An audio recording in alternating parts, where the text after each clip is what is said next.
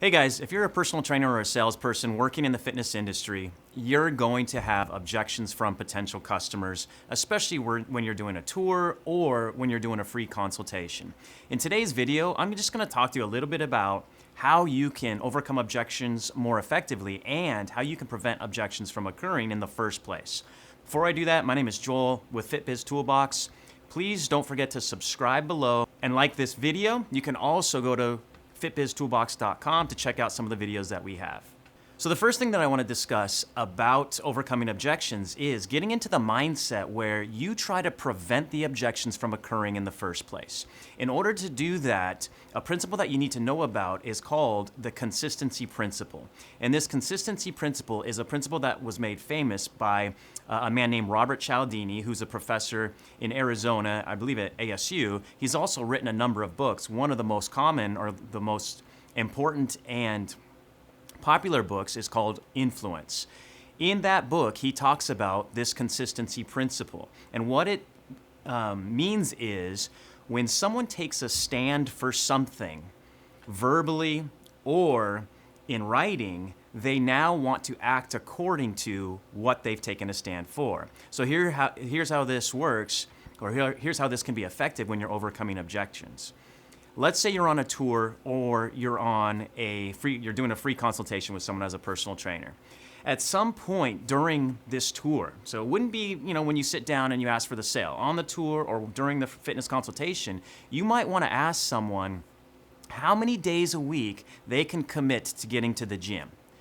And they might say something like 3 days a week or 2 days a week. It doesn't really matter how many days a week, but they're going to give you an answer. I can commit to 3 days a week, let's say. The answer is. You might want to follow up with that. They've just made a stand saying they're going to come 3 days a week. You might want to follow up with that question with another question to make them even more, take a stand that's even more concrete. So you might say something like, okay, great, 3 days a week sounds like a great plan. Where do you see yourself working out throughout the day? Morning, afternoon, or evening? And now they're going to give you an answer. So they might say, I'm going to come in the morning before work, or I'm going to come in on my lunch break, or I'm going to come in after work in the evening. Think about what that person has just done. They've now told you that they're going to be working out 3 days a week at the gym, and they can come in the evening or in the morning or in the afternoon. So they've taken a stand for that.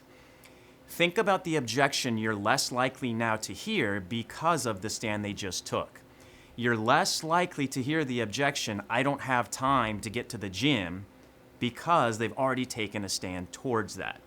So you've now weakened that objection and you've just eliminated it. So now it doesn't mean you're not going to receive objections at all when you ask for the sale, but one of your goals as a trainer or as a salesperson is to try to eliminate as many of those objections as you possibly can. So when you do sit down with them, there are weaker objections that you're going to receive and less objections that you're going to receive when you ask for that sale.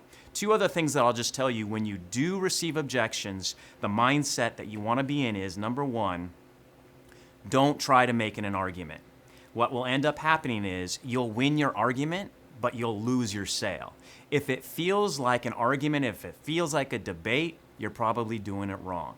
So you really need to be empathetic to the person. You want to see the world through their eyes. And when you do overcome the objection, one of the most effective ways to do it is to join the conversation that's occurring in the person's mind.